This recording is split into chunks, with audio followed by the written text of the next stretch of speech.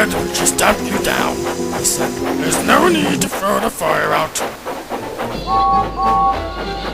They stopped by a signal box. The driver told the signalman what had happened and asked him to phone for help. While the fireman tried to solve James's problem, Edward arrived after having taken on water thanks to Mavis's help.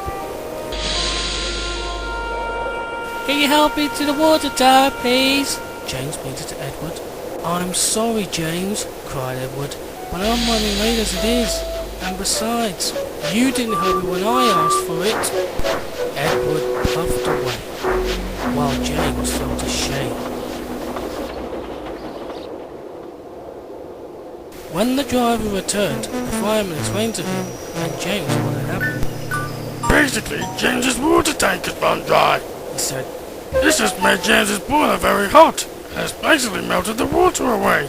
How strange, thought James. It doesn't make any sense. It's the cold weather that's probably done it, Replied his driver. It's a bit of luck we didn't fill your tank. Otherwise your tank would have froze and you would have become very cold. I wouldn't have wanted to have been Jack Frost like Percy was, thought James. While they waited, James's driver and fireman waited in the signal box to keep warm. At long last, Salty arrived to help. Yo! Why didn't you fill up with water this morning, matey? There was a queue, cried James, and it's also a bit of luck I didn't take a... Otherwise I would have become a scarlet Jack Frost. I heard from Mavis that you were too busy to help Edward too, said Salty. I was in a hurry, protested James. I had an important job, and plus, I didn't have enough water to help Edward as well. There's no job more important than helping another engine, said Salty firmly. Deep down in his boiler, James knew Salty was right.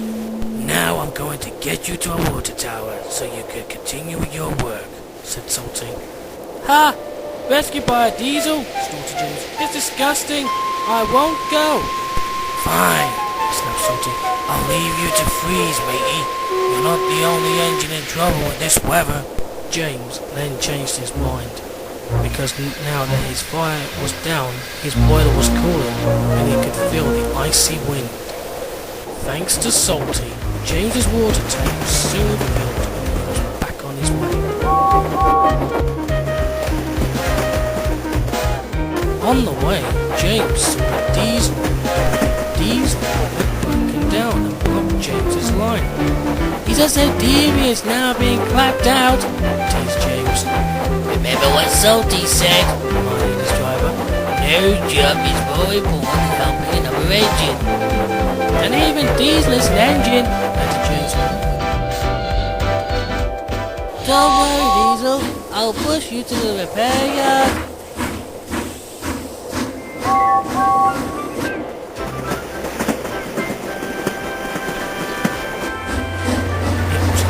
Working the coal, but James was as good as his word. Soon Diesel was in the repair siding. James still had his coal trucks to deliver. James had to make up for lost time. By the end of the night, he had delivered all his coal and all the station fires were burning nice. The passengers and personnel couldn't have thanked James enough for making his deliveries of coal. Next morning, the Fat Controller arrived to see James. James, I have heard all about yesterday's events. I'm sorry, sir, replied James. I knew I should have helped Edward, but I just didn't have enough water in my tank. I understand that, said the Fat Controller, but you made up for it by helping Diesel to the repair yard, and you made up for lost time and made all your deliveries. James was pleased. As a reward, from now on you will make coal deliveries on days like these, smiled the Fat Controller. Thank you, sir, cried James. And you also deserve a new coat of paint. James beamed with pride. He felt like an important engine indeed. He also knows now that no job is more important than helping another engine, even if your own job is just as important too, no matter what the weather.